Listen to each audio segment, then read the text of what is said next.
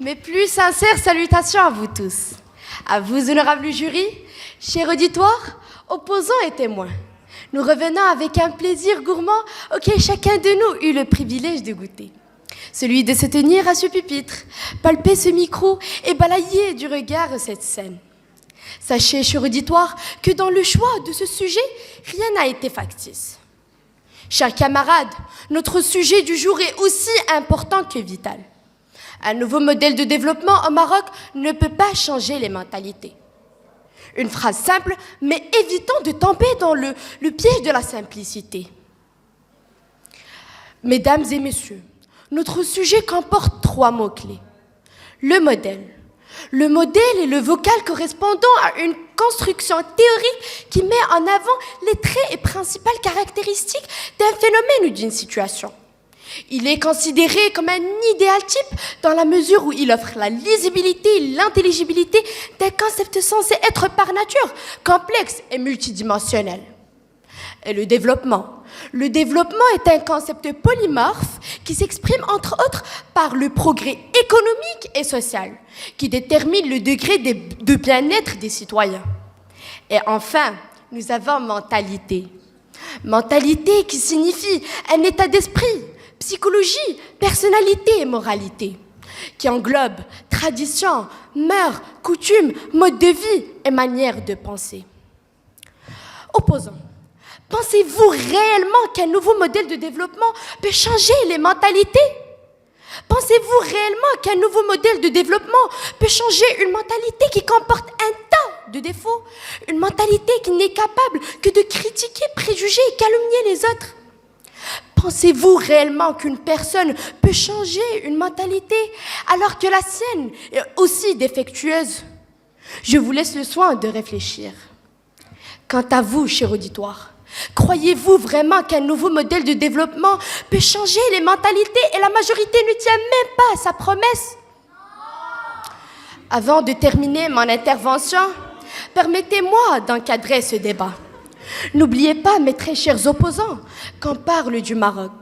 Notre pays est une concrétisation pure et dure d'une idéologie contradictoire au sens propre du terme. Il me vient toujours à l'esprit cette contradiction flagrante. De voir une femme garant sa voiture, dernier modèle, qui porte un sac Louis Vuitton, des escarpes à Louboutin, se rendant désespérément chez Kenza la Vaillante, pour savoir qui passera la bague au doigt. Mais de quel changement vous parlez? Merci.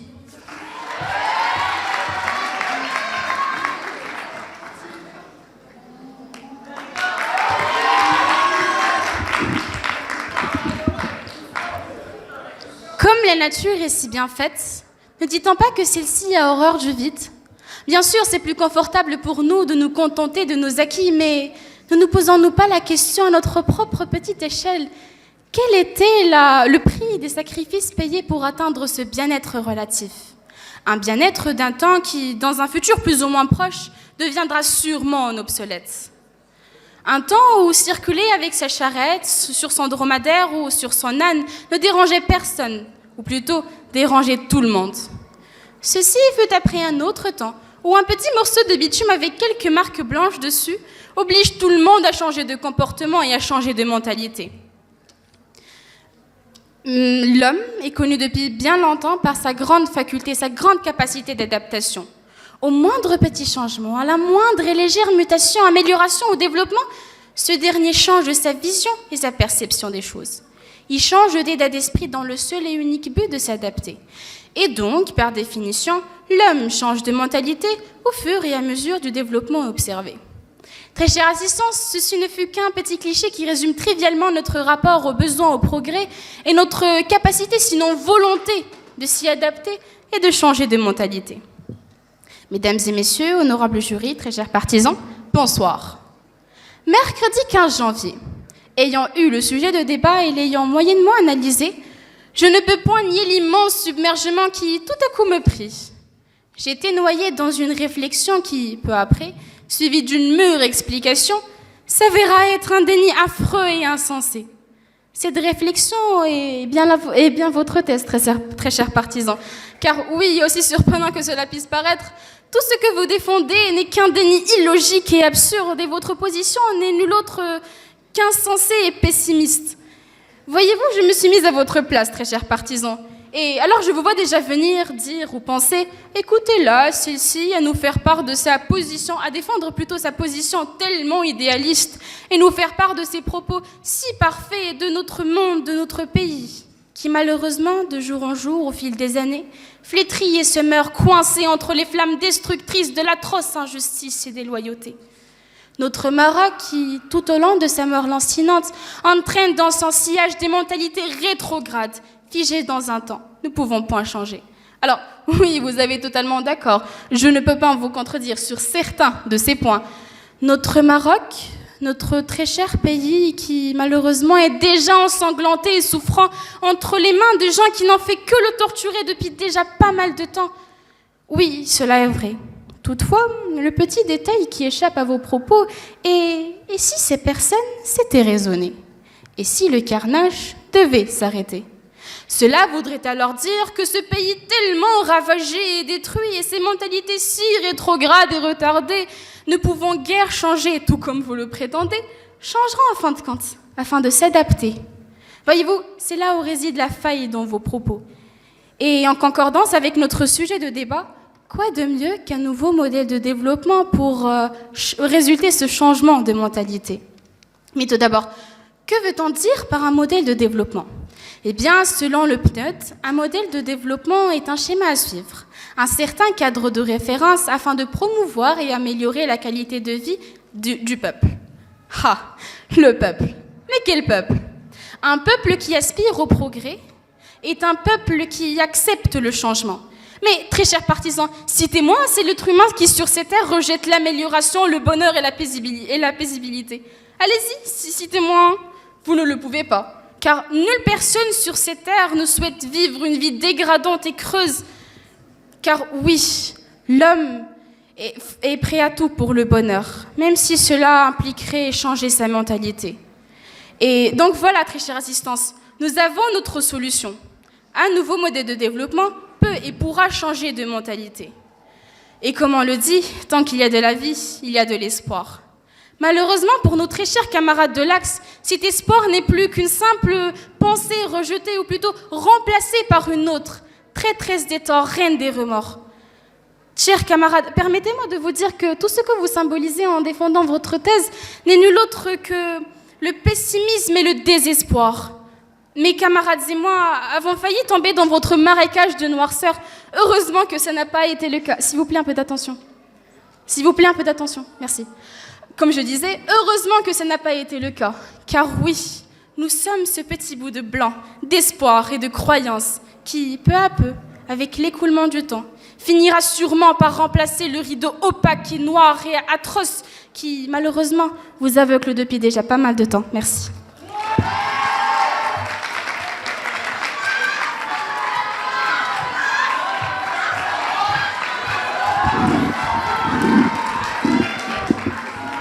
Mesdames et messieurs, nous vivons dans un siècle où la mentalité du peuple a atteint un degré d'invincibilité absolument inconditionnel.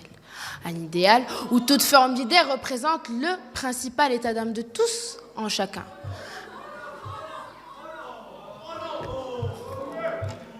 Mesdames et messieurs, nous vivons dans un siècle où la mentalité du peuple a atteint un degré d'invincibilité absolument inconditionnel.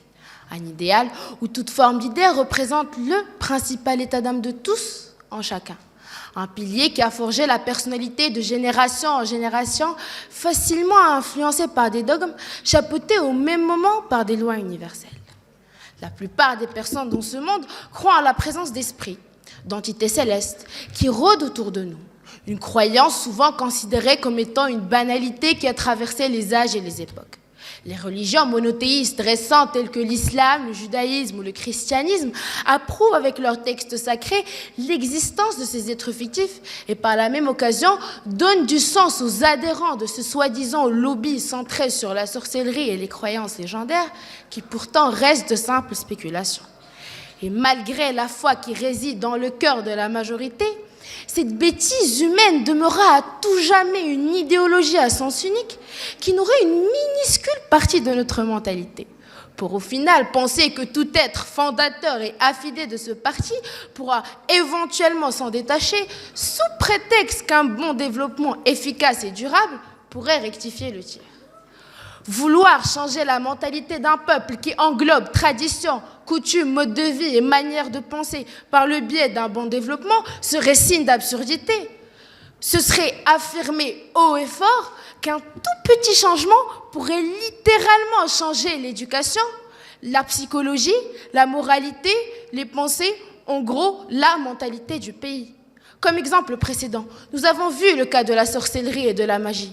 Quand on prend du recul là-dessus, nous nous apercevons que malgré toute l'idiotie qui compose ce sujet, il reste tant bien que mal ancré dans la cervelle de la populace une croyance populaire propre à notre mentalité qui sera évidemment difficile de changer.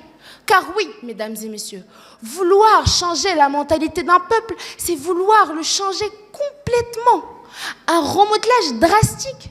Changer la mentalité, c'est changer des principes moraux, changer des principes culturels, des idéologies partagées. C'est tout simplement prendre le risque en voulant changer sans savoir à quoi s'attendre. L'humanité a toujours eu peur du changement. C'est un fait.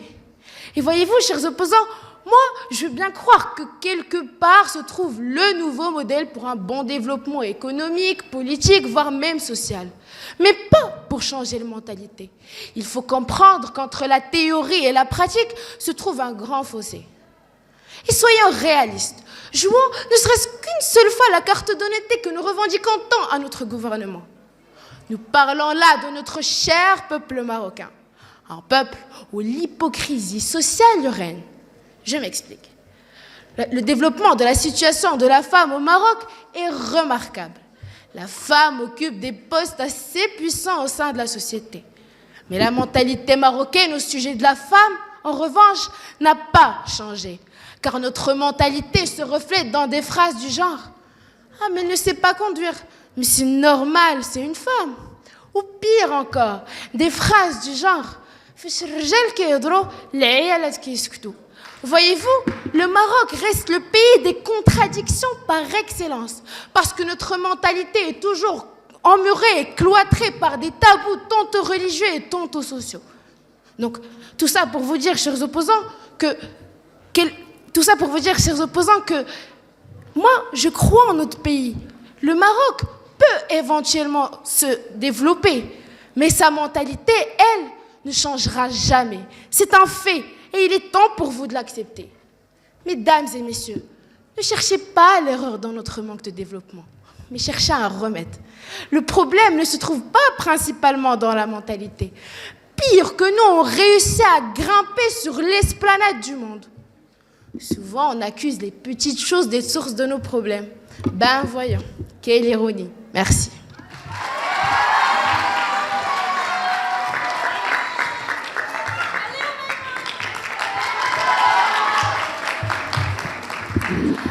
Bonsoir, chère audience. La vigilance est de mise. Nous sommes sous l'influence d'une nouvelle dépression qui s'est creusée du côté de nos contenteurs. Voyez-vous, le ciel est bien gris. Brun d'espoir quelque part, quelques belles éclaircies sur la façade est s'étendant tout au nord et y répandant ses écailles d'or. Les pluies seraient de plus en plus importantes tout au long de l'après-midi. Elles prendraient un caractère houleux, orageux. Des intempéries alertantes, des vents forts et violents seraient enregistrés jeudi et vendredi sur toute la région. Et donc, si vous, en guise d'exemple, chers détracteurs, comptiez faire un pique-nique pendant les 2 jours qui viennent, eh bien, j'imaginerais bien que vous sortirez vos doudounes, vos parapluies et vos mouchoirs aussi. Ceci était une simple illustration d'un modèle aussi prédictif que descriptif qui sert, et perspicace que vous êtes, l'auriez bien constaté, à anticiper des événements, prévenir, éviter d'autres ou encore à en éradiquer les probabilistes conséquences. En l'occurrence, je ne trouverai de meilleur exemple aujourd'hui à ce propos que celui de la prévention d'épidémies, la prévention du coronavirus, et je vous laisse extrapoler. Alors, ce modèle, ce dit modèle, et modèle emprunte à l'italien modello et substitut du verbe modeler, façonner, dans le sens d'un prototype et d'une représentation simplifiée d'un système complexe et de ce qui sera réalisé en grand. Alors, je disais bien que ce modèle vous a bien induit à changer de plan, d'idée, de dessin, de mentalité. Et là, je trouve bien opportun le fait de se recueillir sur l'énoncé du sujet. Alors, un nouveau modèle de développement au Maroc ne peut pas changer les mentalités.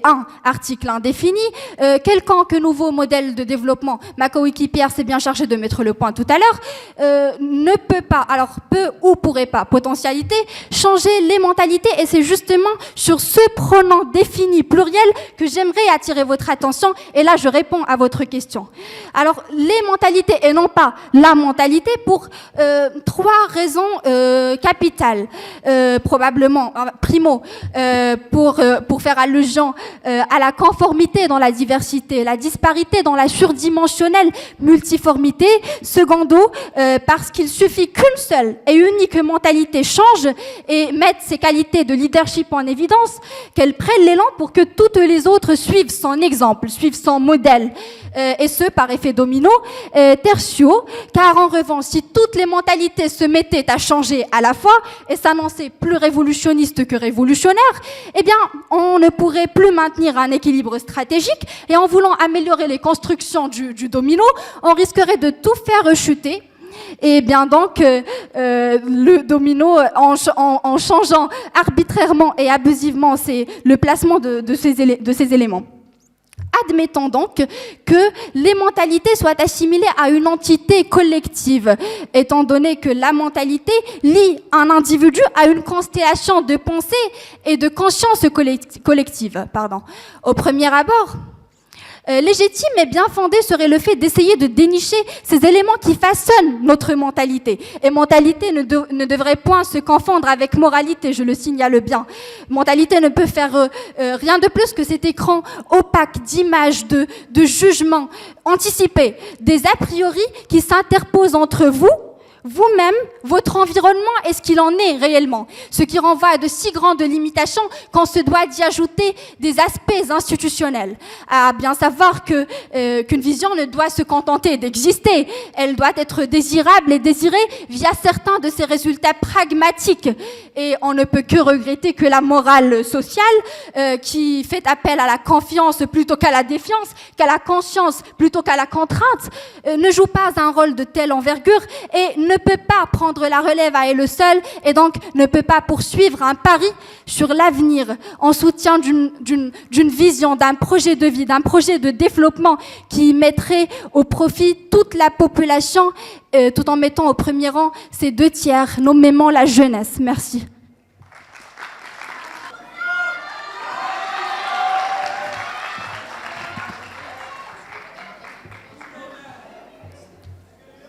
Chers opposants, vous avez vu à quoi ressemble notre mentalité. Des cris et des houes. Voilà un exemple qui concrétise cette mentalité. Mesdames et messieurs, bonsoir et bienvenue dans notre débat, titré par un sujet que pour une position comme la nôtre, nous prive de notre sens de patriotisme.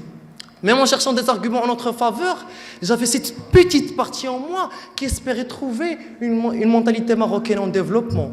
Cependant, un sens de patriotisme manquant, mais un sens de réalité gagné, contrairement à notre opposition. Sur ce, je commence mon intervention par vous présenter les buts du nouveau modèle de développement des provinces du Sud, dont les projets sont comme suit. Je cite, projet de la voie express Tiznit Dakhla Ayoun, réalisation du port Dakhla Atlantique, raccordement de la ville Dakhla au réseau national électrique, renforcement et extension de la couverture en service mobile. N'ont-ils rien oublié, vous vous demandiez? Eh bien, vous n'êtes pas seul, honorable audience. Nous nous sommes demandé la même chose.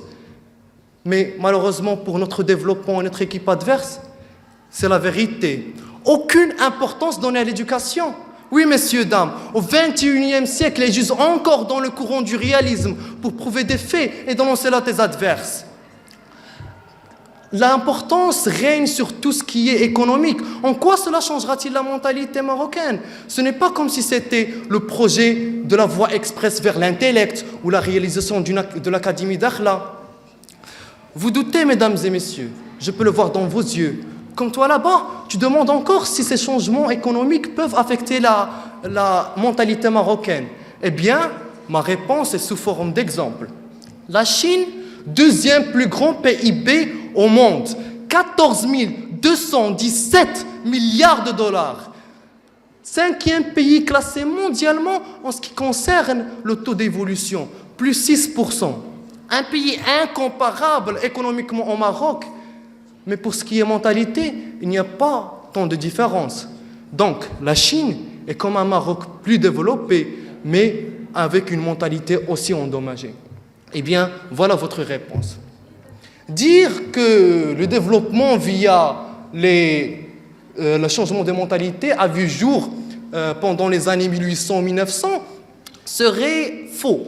Car même au XIVe siècle, au cours de la naissance de l'Empire ottoman, ces gens recrutaient et offraient une éducation complète à tout enfant catholique et assari.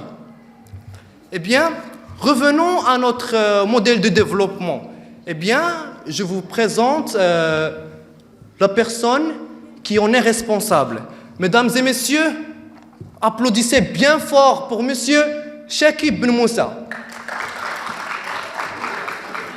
Je voudrais vous demander de lever la main si vous reconnaissez cet individu. Eh bien, je vois que la plupart ne reconnaissent pas ce nom-là. Eh bien, laissez-moi vous rafraîchir la mémoire, mesdames et messieurs. Monsieur Chakib Ben Moussa est l'ex-ministre de l'Intérieur. Aussi, celui qui a ordonné de battre toute personne qui proteste contre l'augmentation des prix des biens et services au Maroc. Sympa comme personne, hein?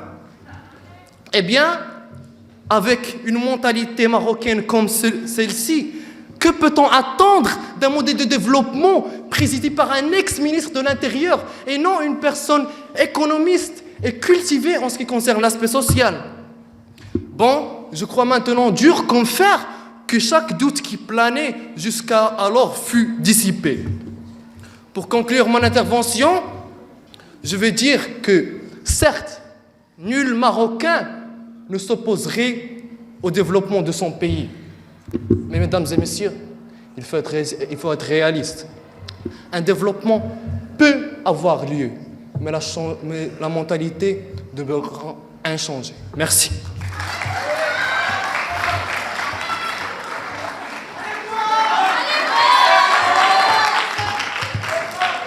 Vous vous ennuyez un petit peu? Ah non, il n'y a aucun mal à le dire. Je vous ai donc préparé une petite devinette. Je suis un pays africain, mais loin d'être mesquin. Mon président n'a de dents contre personne. Il préfère donner à denter. Un malheur m'a frappé en 1994, mais je me suis relevé sans peur et sans remords. Je suis prêt à naviguer droit dans les mâchoires de la mort. Qui suis-je? Eh bien, je suis le Rwanda, ce pays qui a pu remettre en question le développement de l'Afrique. Je suis passé d'un hier sombre et lugubre à un demain radieux et brillant. À partir de l'année 2000, le seul objectif qui tourmente le Rwanda est la création d'un pays exemplaire et émergent, dont le taux de pauvreté a diminué de 44,9% en 2011 à 39,1% en 2014. Au niveau technologique, Paul Kagame, le président du Rwanda, a impulsé un nouveau modèle technologique qui placera le pays au centre de l'innovation. Un maxipôle technologique, une Silicon Valley africaine, dont la mise sur pied s'élève à 2 milliards de dollars, abritera le premier centre technologique quantique du continent. Et croyez-moi, leur ambition ne cesse que de grandir. Car Paul Kagame déclare « Je ne peux pas être Mark Zuckerberg, mais je vais essayer d'accompagner les autres à devenir des Mark Zuckerberg. » Et vous n'êtes pas au bout de vos surprises. Car effectivement, ils ont pu créer un téléphone intelligent totalement made in Africa. Tiens, il y en a ceux qui se sentent fiers.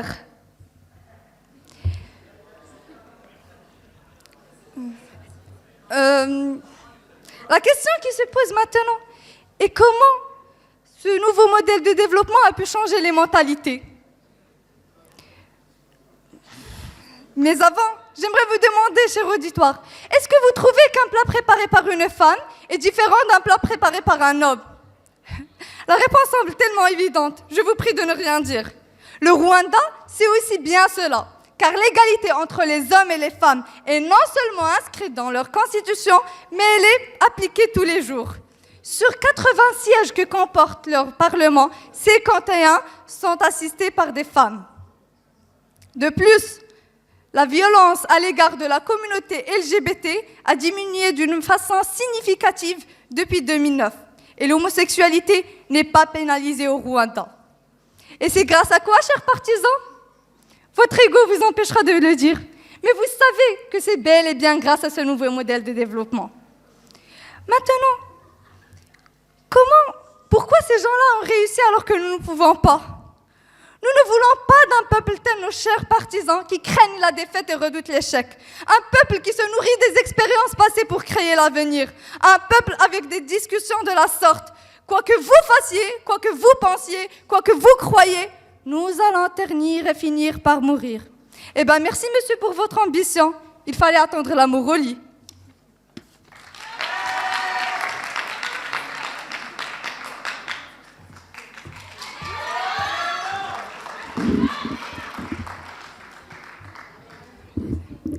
Cher auditoire, savez-vous que le Maroc, ce beau et merveilleux pays, est matérialiste et népotiste? Népotiste qui veut dire défendre les intérêts des proches. Oui, car de nos jours, nous ne demandons plus aux gens « Qu'avez-vous dans la tête? Que pourriez-vous apporter à notre pays ?» Mais plutôt « Qui êtes-vous et que possédez-vous » Nous pourrons voir qu'une personne non qualifiée, mais ayant un coup de piston, se verra octroyer un poste important. Tandis qu'un diplômé d'une grande école, ayant un CV en or, est au chômage. Cher auditoire, savez-vous que les Marocains sont schizophrènes et hypocrites envers leur société et leur religion? La société marocaine pâtit encore de nombreux phénomènes, comme l'analphabétisme, la pauvreté, le chômage, le clientélisme et la corruption. La corruption qui nourrit des idées rétrogrades et les gens de mauvaise foi. En plus, l'ascenseur social est en panne. Les choix ne se font pas en fonction de la crédibilité et de la compétence, encore moins de la primauté de l'intérêt général sur l'intérêt social, mais se basant beaucoup plus sur l'aspect relationnel. Elles font de la corruption l'une des formes les plus élaborées d'exaction qui se manifeste principalement de la dépravation politique. Je dénonce l'exemple d'un président d'une commune rurale relevant de la wilaya de Marrakech qui a été arrêté par la police et sous la supervision du parquet général en flagrant délit de réception de la somme de 110 000 dirhams. Je répète, cher auditoire, de 110 000 dirhams qu'il aurait exigé d'un Marocain résidant dans un pays européen, en contrepartie d'un service administratif. Je me pose la question encore une fois. Mais de quel changement parlez-vous? Merci.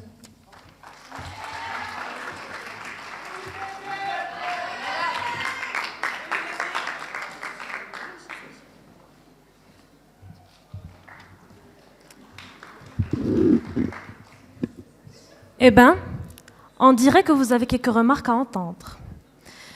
Vous êtes bien des femmes, mademoiselle Boutab et mademoiselle Khadar, n'est-ce pas?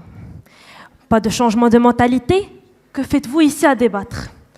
Est-ce qu'il y a quelques années de cela, vous auriez pu être là à débattre en tant que femme libre? Oui, il y a eu un changement de mentalité, ne le niez pas. Laissez-moi vous ajouter. Allons, où sont vos arguments? Arrêtez de tourner autour du pot. C'est ce que vous faites depuis tout à l'heure, je suis désolée. On vous a demandé à multiples reprises de faire attention. Tiens, ce serait pas peut-être parce que vous ne voulez rien savoir, parce que notre point de vue ne vous intéresse pas. Est-ce que ceci est une mentalité qui peut diriger ce pays dans quelques années? Je ne crois pas. Botal, puis-je te demander un petit service? Faites la différence entre culture et mentalité, car oui, il y a une différence. Devrais-je ajouter? Oui, monsieur. On ne parle. Puis-je avoir votre attention, s'il vous plaît? Et voilà, les mentalités, on en revient. Vous avez parlé de modèle de développement. Le modèle de développement que vous avez annoncé, c'était celui de la région du Sahara. Laissez-moi vous dire que ce sont des projets de développement, mesdames et messieurs, et non des modèles de développement. Ce sont ceux, comme si on vous disait, afin de permettre aux intérêts de croître, on va mettre une petite maison d'hôtes sur la route des Saouira, et comme ça, on aura plus de clientèle, plus de bénéfices. Et t'as dit, voilà, c'est un projet de développement et non un modèle de développement. Faites la différence. Alors, vous avez parlé d'absence d'éducation et donc le nouveau modèle de développement ne servait à rien puisqu'on ne parle pas d'éducation. Et donc, pour le prochain modèle, je vous donne quelques informations. On va parler d'éducation et basta. On a une nouvelle mentalité, très bonne mentalité qui dirigera le monde. Très drôle. Ah oui. Vous avez parlé de Kinzala Chouafa, les deuxièmes années bac. On en a eu du fil à retordre avec Kinzala Chouafa l'année dernière, n'est-ce pas? Est-ce que c'est pas de old style Kinzala Chouafa? Est-ce que c'est pas un programme posé par le ministère de l'Éducation nationale qui date, laissez-moi voir, ah oui, de quelques années de ceci? Un nouveau modèle de développement. Ceci sera pour conclure nos petites remarques. On a dit un nouveau modèle de développement et pas le nouveau modèle de développement que le Maroc a décidé de suivre en instaurant la commission Ben Moussa. Faites attention à vos informations, c'est un nouveau modèle. Ceci est un peu plus vaste que ce que vous croyez. Revenons aux choses sérieuses. Un nouveau modèle de développement implique un changement de mentalité. En entendant cette idée, ça a l'air parfaitement logique, puisque toute nouveauté implique changement, et donc tout nouveau modèle de développement implique changement de mode de vie et par suite de mentalité. Nous revoilà. Je suis devant vous, là, avec des paires de yeux me fixant par-ci, par-là, tous cherchant de l'espoir dans l'au-delà. Un espoir que l'équipe du pour représente à mes côtés a tué et massacré sans aucune pitié, ne prenant en compte ni les conditions de la société, ni ses mentalités. Des mentalités qui, elles, sont prêtes à changer, malgré la précarité de la vie et ses difficultés. Revenons tout d'abord à ce que nous, en tant qu'êtres humains, avions en commun. La conscience de la nécessité d'un ajustement des intérêts des individus dans une société. Plus d'explications s'imposent. Les sociétés sont prêtes à collaborer afin de réaliser un intérêt commun, afin de se développer et par suite afin de changer de mentalité. Et donc, un nouveau modèle de développement qui permettra et le développement et l'épanouissement des intérêts peut à 100% changer les mentalités. Je m'en doutais aussi. La mentalité en elle-même dépendra de la culture, me direz-vous. Laissez-moi vous dire qu'une mentalité qui repousse et rejette sa culture et aussi la refuse se retrouve cantonnée sur sa position et par suite, il y a absence de l'effet de la culture sur la mentalité. Chère assistance, aucun pays n'est arrivé au modèle de développement adéquat dès le premier essai. Afin d'arriver à un but précis, un nombre multiple d'essais est requis. On n'arrive pas à marquer un but dès le premier coup de pied qu'on donne, comme on n'arrive pas à tomber sur un modèle de développement efficace dès le premier coup. Pour ceci, de multiples tentatives sont requises. Et alors, pourquoi céder au pessimisme? Pourquoi ce modèle ne serait pas le modèle tant attendu? Pourquoi ce modèle ne sera pas ce modèle, le modèle qui changera les mentalités? Tout ceci est cette flamme d'espoir que chacun d'entre nous doit garder. Car après tout, espoir rime avec développement. Car après tout, espoir rime avec développement. Et que sans espoir, mesdames, mesdemoiselles, messieurs, même les plus grandes âmes finissent par faner. Un ami m'a dit un jour, dans un de ses poèmes, je vous en donnerai juste une petite partie, « L'espoir est ce feu qu'allume la vie en nous, quand nos pensées pointent vers le ciel en rêvant de décoller, sans quoi nous ne serions bon qu'à regarder. nous persuader qu'on n'arrivera jamais au bout. Alors il y a ceux qui éteignent le feu. Pour consoler leur inertie. Et ceux qui se battent pour un lendemain meilleur. Il n'y a que l'accent pour faire taire ces frayeurs. Même si le monde paraît figé, tout est perfectible. Tout au long de cet intéressant débat, mes amis et moi, vous avions éclairé le chemin d'une position aussi optimiste que réaliste, afin de vous permettre d'avancer dans une vie meilleure. Oui, un nouveau modèle de développement permettra le changement de mentalité.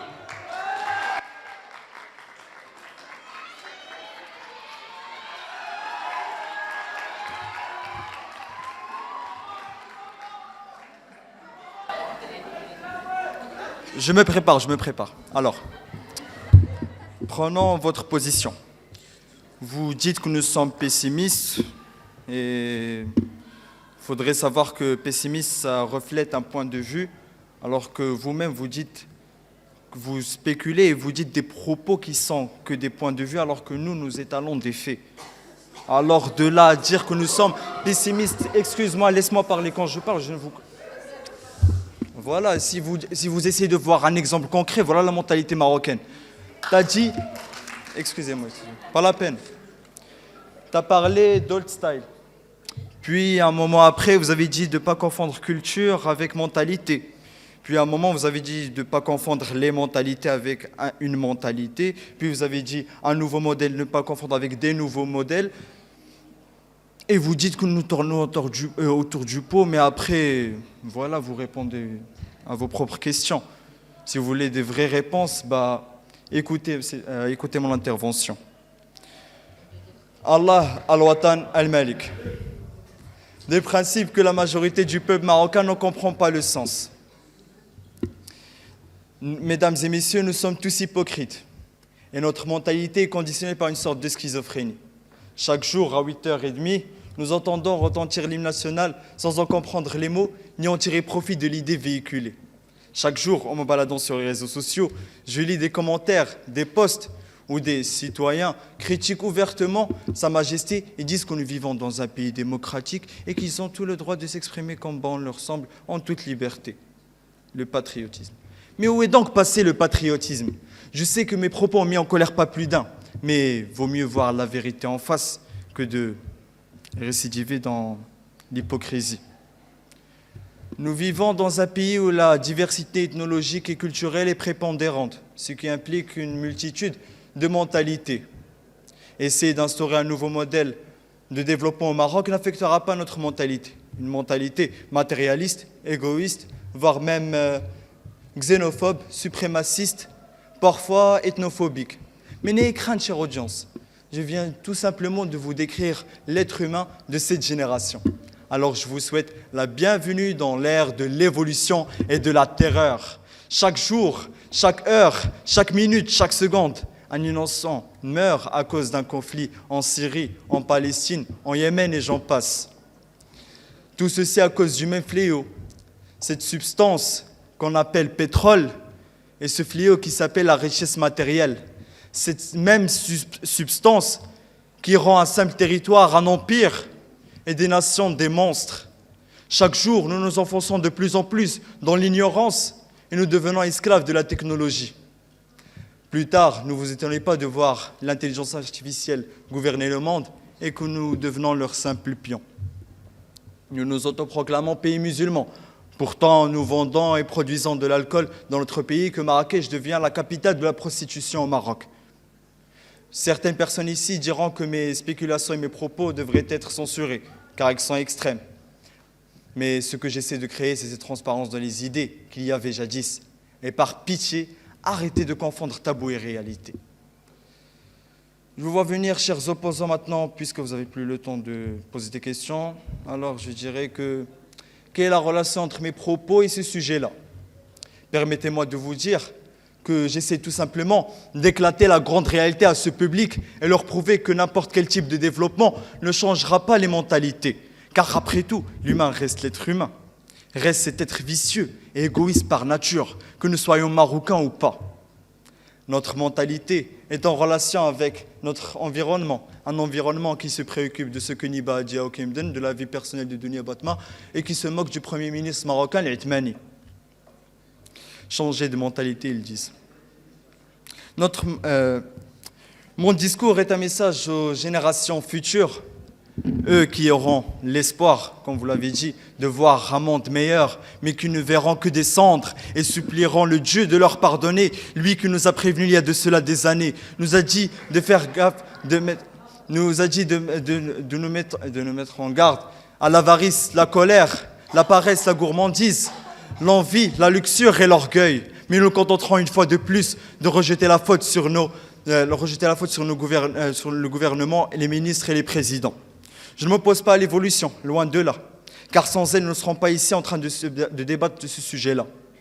Mesdames et messieurs, nous avons échoué, mais il reste une lueur d'espoir qui changera tout, mais gardera les mentalités comme racines. Toutes ces personnes ici sont devant vous comme Gloucester, les mains tachées de sang, se tenaient devant le corps sans vie de son roi. Il suppliait à la reine comme il vous supplie maintenant. Dites que je ne les ai pas tués. La reine répliqua alors, dites qu'ils n'ont pas été tués, mais morts ils sont. Si vous deviez dire que ces personnes ne sont pas coupables, cela reviendrait à dire qu'il n'y a pas eu de tuerie, qu'il n'y a pas eu de crime, qu'il n'y a pas eu de guerre. Alors, mon dernier mot, ce sera qu'un nouveau modèle de développement ne changera pas les mentalités, ni au Maroc, ni partout dans le monde. Merci.